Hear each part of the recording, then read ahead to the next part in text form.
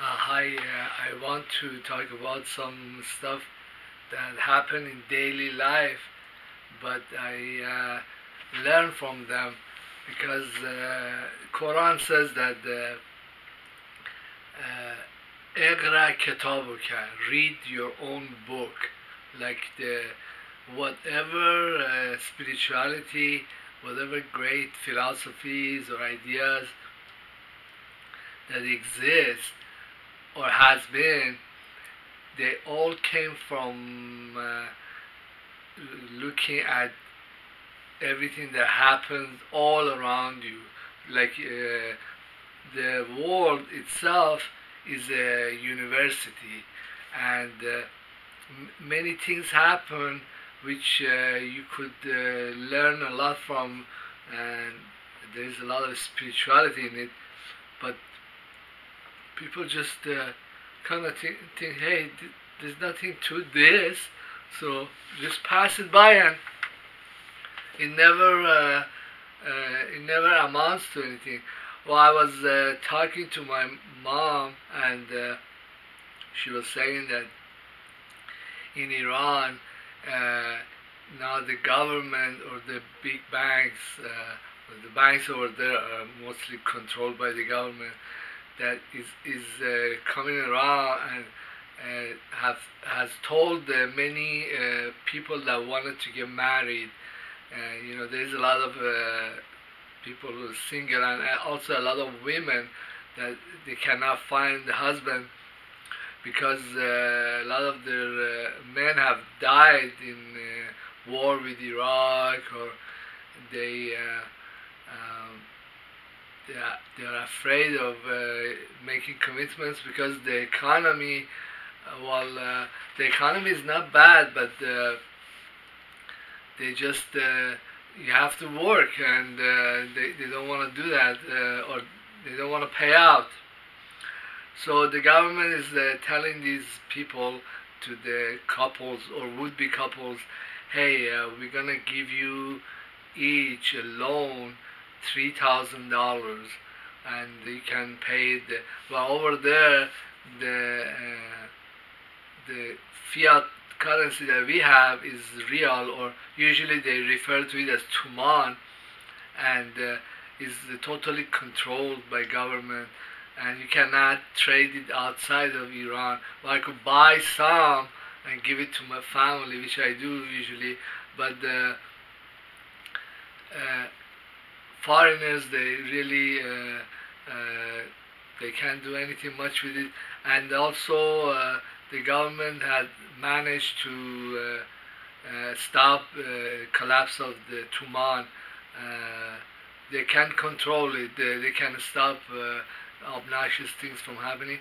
But anyhow, there is a healthy inflation every year, and so when the government issues this money, and say you got a loan for equivalent of $3,000, I think it's about $3,000 is about 30 million tuman, something like that. So the value of it, the intrinsic value of the tuman, like a few years down the road when you're really due to pay the loan or gradually pay the loan, has really depreciated significantly. So when somebody borrows in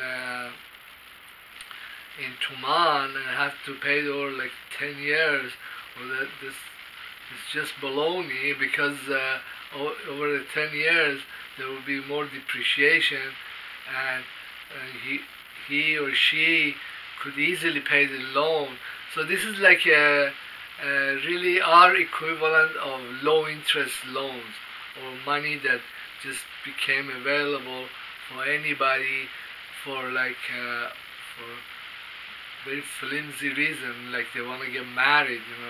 Usually by our customs, the father or the mother of the bride, they give, or the groom, they give them monies, and wealthier people, they usually give condos or cars. to their kids. And but this is not like a new innovation, but this brings out to the topic that, hey, if the government or the central banks allowed the public, allowed anybody, which is just the case in Iranian people, to get loans, and there was a healthy inflation in the supply of money, then this will really be a really cheap or simple way for the population to acquire assets, or like get married or go to vacation, to do what they want to do. But actually, this is like an underlying cause for Gilets Jaunes in France, because the banks over there, or the central bank here, the Fed, they do issue very low interest loans, but then they give it to their buddies and the other banks. So this money, while the Iranian government is doing things much better, is letting anybody to have access to capital, and then that's really a form of democracy with money, and people having access to monies that they could do anything with. Well, then that's interesting. Probably that's what the Americans have to do to bring their economy back. But then another thing that was really interesting is that some politicians are saying that they want to institute a $15 minimum wage, and in countries that are very nice democracies, very well-to-do, like there's only a few countries like that, Scandinavian countries, or Holland, or Switzerland. Okay, if we want to have a very nice economy and have democracy, then we could look at countries that already have this.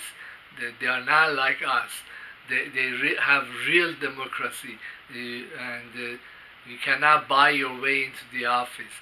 They are not like Saudis. You don't inherit the office, and you see that they have certain characteristics, and I want to look at some of them. The countries that are very successful, and that they are not going to be overrun, or they are not going to get into a World War III, but their population make very good money, and they have very good services, they have real investments, they have real democracy, nobody hates them, right? They are not like Israel. Okay, for example, if the government is sponsored by a very radical group, and they have done stuff, they've come in and occupied the place and killed off the population, but they have democracy. That doesn't mean shit, because they have unspoken liabilities, that there is all these people that hate them, and anything can happen. In fact, they have been carpet bombed, or all kinds of countries have thrown rockets on them, and this is going to continue, or they might even get occupied. But that's not the characteristic of a successful and wealthy country. For example, I take one example would be Holland. Holland has a very nice relations with many countries. They are very much good terms with all the other Europeans. Have you ever heard that of widespread fraud and but there is kind of unspoken ethics in their society. They don't have extreme racial animosity and warfare. Uh, then also the taxes are very high on corporations. They are almost like socialists, and these tax high taxes also to the individual, and also the minimum wages are high, and people are able to make good money and then also pay out that good money. Also, they are able to hire, or if you had to work, then you make good or reasonable money. I don't know how much is their minimum wage, but the minimum wage is really important, because if a lot of things become automated, or AI comes in, robots take over many jobs.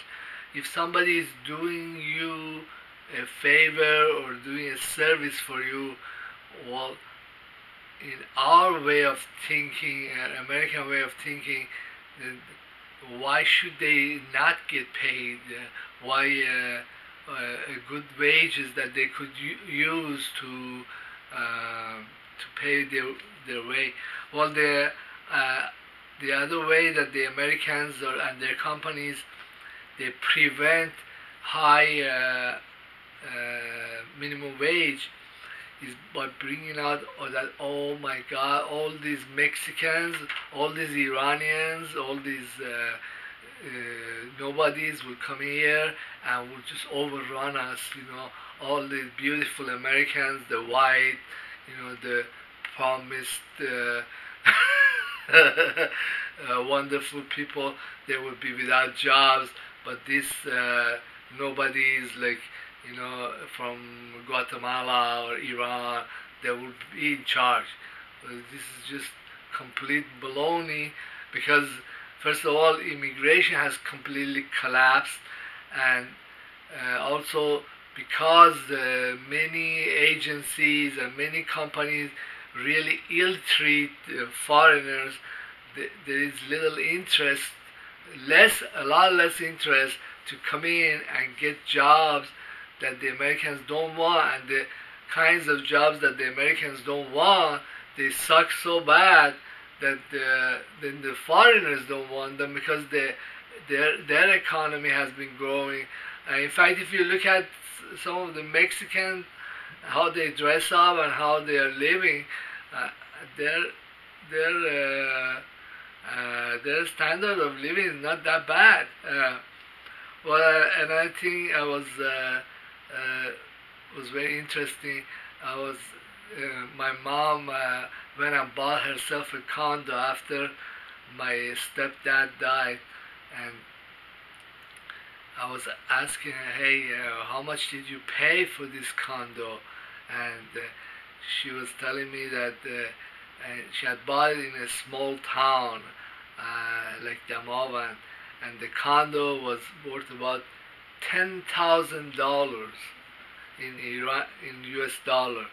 Well, that's while we were talking on the WhatsApp, and I was looking inside this condo, and it was a pretty nice condo. Like, there's 2 bedrooms, and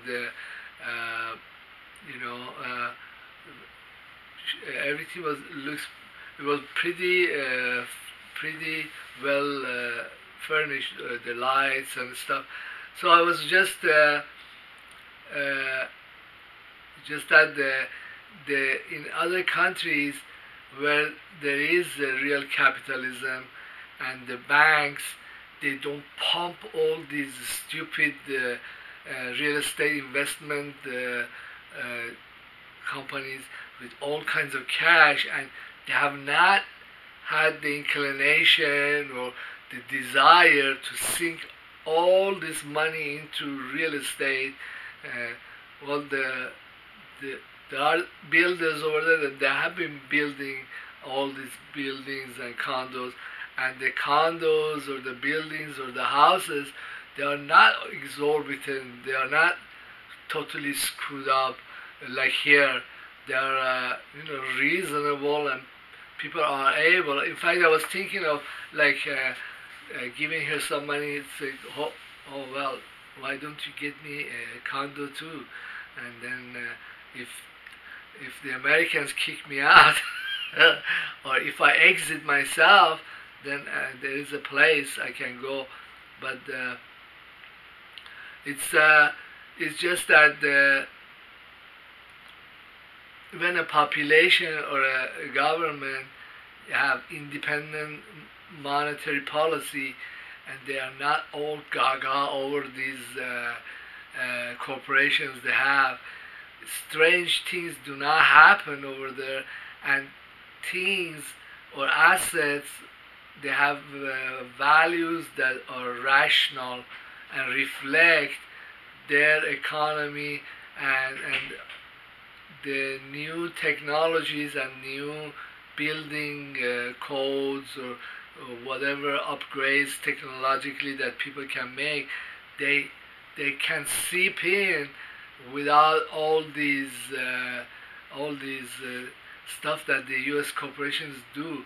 Well, I was listening to Kaiser Report, and they were saying that many American companies, they are buying their own shares back, and in fact, their dividend or their what they project to the public or to the stupid investor is nothing but a fib, and their shares are inflated extremely because they have been buying their own shares, they've been merging with each other, they're doing all this financial engineering and fraud, and when you look at the asset prices of companies or the value of property or real estate, there is like a sea of liquidity and depth that they have created. It overshadows anything that could be called the actual cost of producing this condo or this device, and they are very screwed up. They're a zombie economy. But when I kind of like looking at the countries and places that have done things differently, and it's like very gratifying to think, hey, there might be a way out of this mess that I'm in. But then another thing that happened, I was talking to my dentist. Actually, she's trying to, there's the assistant, and she was saying that like in Poland or Bulgaria or Romania or countries like this, there's a lot of women, and the women are they're physically very attractive, but they, or even the Russians, but the women, they don't have such huge expectations of monetary rewards or when they get married, or they don't have all this legal control. Like if you get married with a woman here and you buy property with her, well, you just are done, because if by some chance you have a argument, or you don't want her anymore, or she don't want you anymore, when it lands in court, then the laws are very much in favor of especially if she's a white female, you might lose the property, or you might get further, because if you have kids, further in debt, because you have to pay her. I used to meet some of these women with their husbands in faraway countries like Guatemala.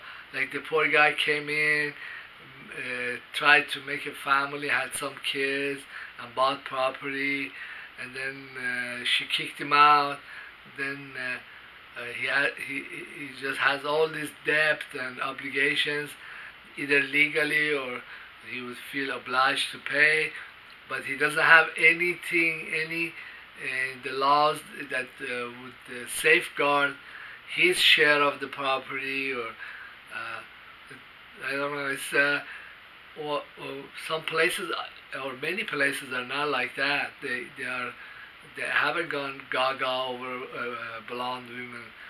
You can find one, and the other thing that I really liked was interesting. There was this Russian program. It was about uh, tourists that go into Russia.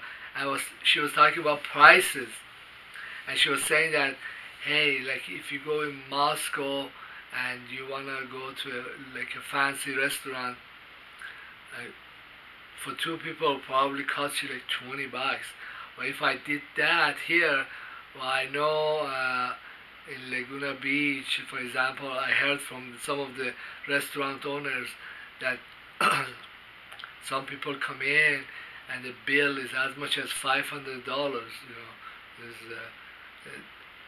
But just the fact that there isn't all these brouhaha over given industry, over the women, or over being in a fancy restaurant, or being in a property. They are, if the fact that they are not special, they're just like a condo in Damavand, or a house in outskirts of Moscow. They don't carry any kind of American-backed fraud or bank support. There aren't a lot of foreign investors who are really interested in a condo in a little Russian city. So these things that are really would be really valuable to a small investor, they are like things to seize on or try to get, versus what we have here, and that's a really big mess. There was another little thing that happened, is that I was watching X22. I think his name is David, and this is an old episode, and he was saying that his landlord kicked him out, and then he had to go get another place. But said, well, I was upset in the beginning, but then I went and looked, and I found all these places, and in fact, I just put a deposit and get another place, and then the landlord came back, and he was shocked how quickly he had lost his tenant. But then when a place, like say Hollywood, or that was really important, and there was all this attention and investment in it, when that goes away, all the brouhaha and all these people that are just sinking money into it, they disappear. Then the property or the places or the apartments or condos, they gradually acquire their intrinsic value, which reflects the surrounding economy and the surrounding jobs that are there, which right now suck.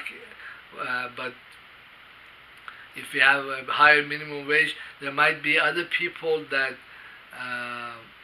might be interested in these properties, and over a certain period, I don't know, the banks keep looking and sinking money into all these properties. Well, I heard that there are all these trust funds or groups of people that they get low interest rates from government. They just go around and buy everything cash, and they hang on to the property. So the property is is rotting away, but the bank keeps coming in and putting all kinds of new locks, but the inside of the property is dilapidated because it hasn't been used for, I don't know, 5, 10 years, and then until this stupid bank finds a gimmick and sells it off at a huge profit. But it feels like a hollowed out enterprise, just like many American companies. Well, some of these ideas is kind of hard to put